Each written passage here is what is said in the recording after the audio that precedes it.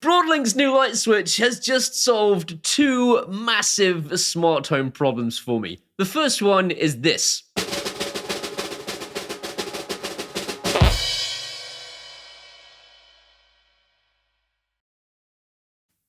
Obviously, not just that. That's just the lights coming on. Gang 2, however, does this.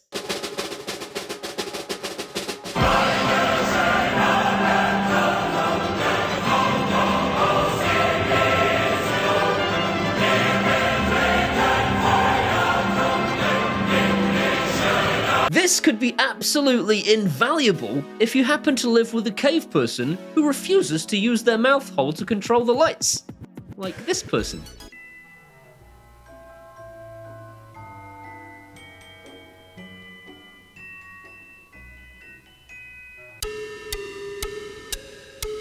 The second thing that Broadlink have solved is that I can now install a smart light switch in my wall and install smart RGB bulbs in my ceiling without the smart RGB bulbs going, "Oh my god, what have you done?" I discovered the hard way that smart bulbs do not like smart switches. This is the first switch that I've been sent that hasn't made smart bulbs go mental. I have now got installed in my main light fixture 4 smart bulbs that all react properly to the on-off switch that I have on the wall. This means that I can turn them on and off using the light switch, or using my voice to control the light switch via She That Should Not Be Named, but I also have control over both the color and the brightness of the bulbs themselves using Philips Hue.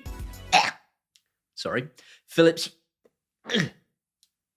I can say it. Philips Hue... Philips... I hate Philips Hue.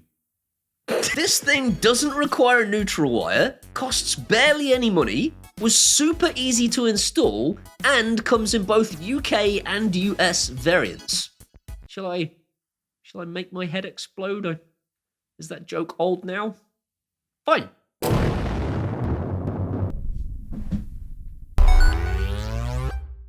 Thanks to Broadlink for sponsoring today's video and sending me their TC3 light switch and their LC1 light switch.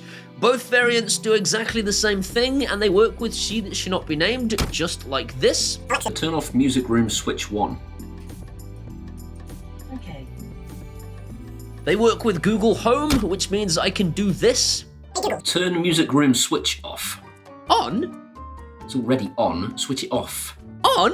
Switch it off. On. Off!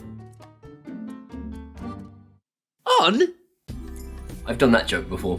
It works fine. And they work with if this then that, which means I can do this.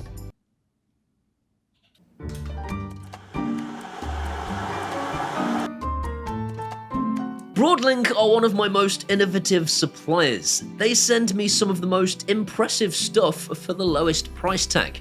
This is now my most favourite mains light switch because I'm a cheap bastard. The other reason this is my favourite mains powered light switch is that it can control these mains powered plug sockets that I reviewed last year. It can also control this Broadlink based plug socket that plugs into a set of plug sockets. It can even control my Broadlink RM4 Pro. And this is where it gets really interesting. I can now use my light switch to turn on my TV, or I can turn on my set-top box, or I can lower my projector screen, or I can set my air conditioner to a particular temperature. If it's got an infrared or RF remote, I can now control it with my light switch. I can carry on being Captain Picard. Shut up, Wesley. Yeah, shut the up! I literally bought this costume just to do this gag. My accountant says I can apparently claim it on expenses, so it's fine. The trade-off of having a mains light switch that doesn't require a neutral wire, but can simultaneously handle RGB bulbs, is that you'll need Broadlink's tiny little S3 hub. Where are you going? I know nobody likes a hub, right? But this is what I'm replacing. This is Lightwave RF's hub, who I've been using now for years. This is Broadlink's hub. This is what I'm moving to. The tiny little hub is a 5-volt micro USB wireless hub, which means that you can actually plug it into the back of a PC and just forget it exists.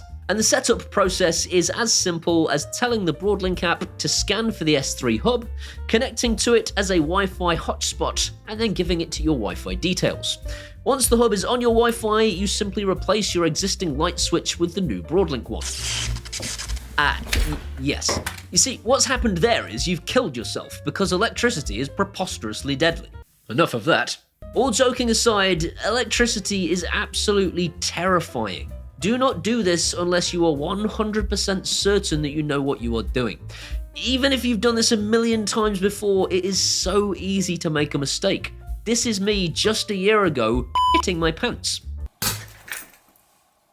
Okay, that shouldn't have happened. Always, always, always use either an electrician's screwdriver or a multimeter to confirm that the electricity is off to the wiring before you start the work.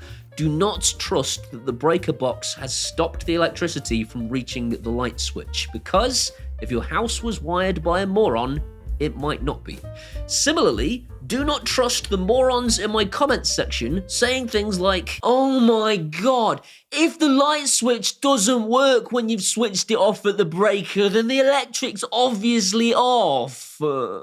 And 240 volts isn't even that dangerous. I've shocked myself loads of times and I'm perfectly fine. Are you though? Are you?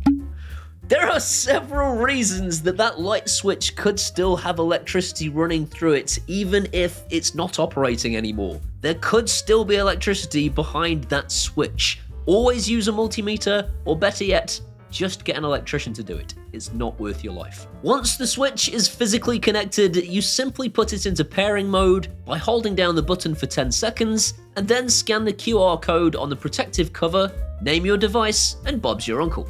Hashtag I don't know your uncle. Hashtag I don't know your uncle t-shirts are available for purchase at paulhibbert.co.uk.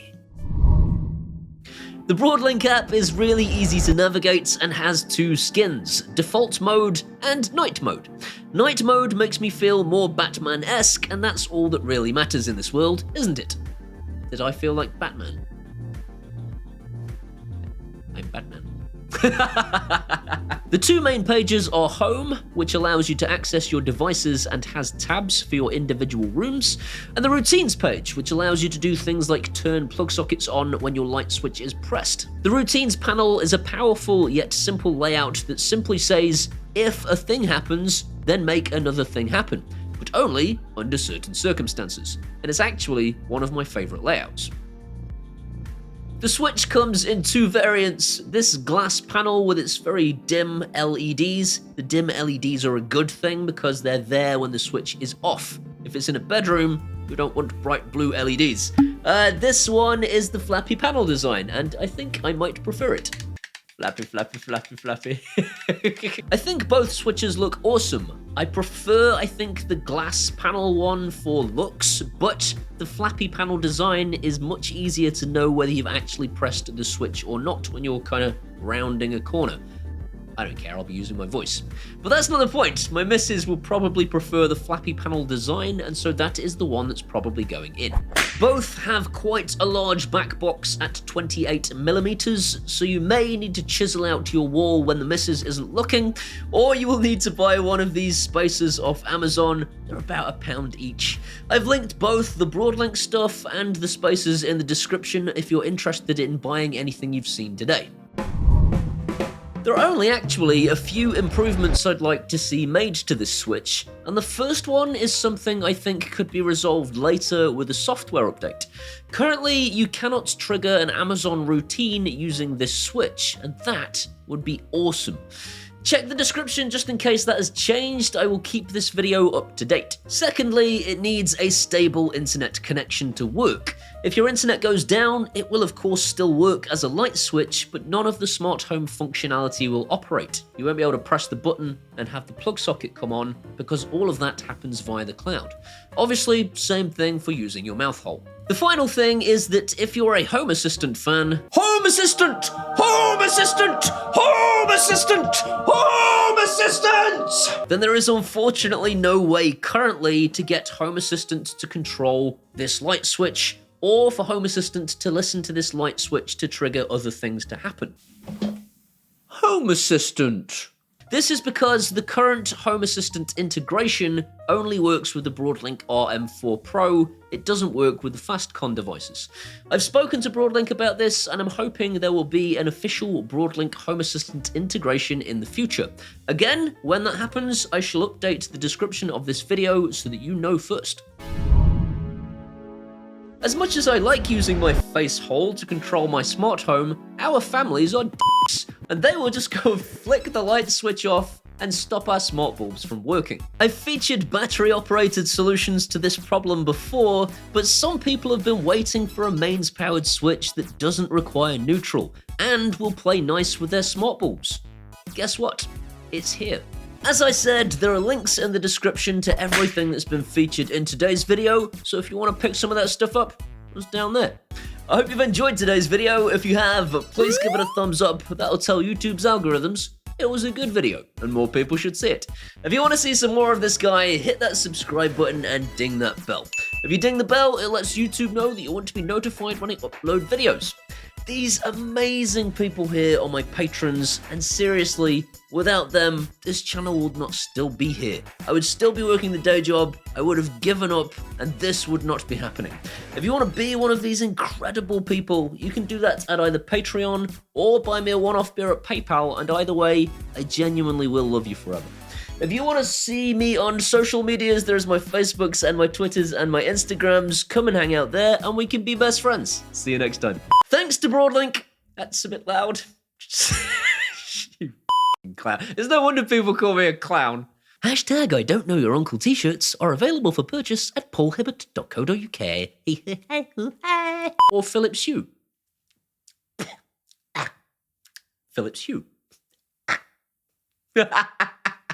Someone said the other week, I love how he keeps checking he's got the right amount of fingers up.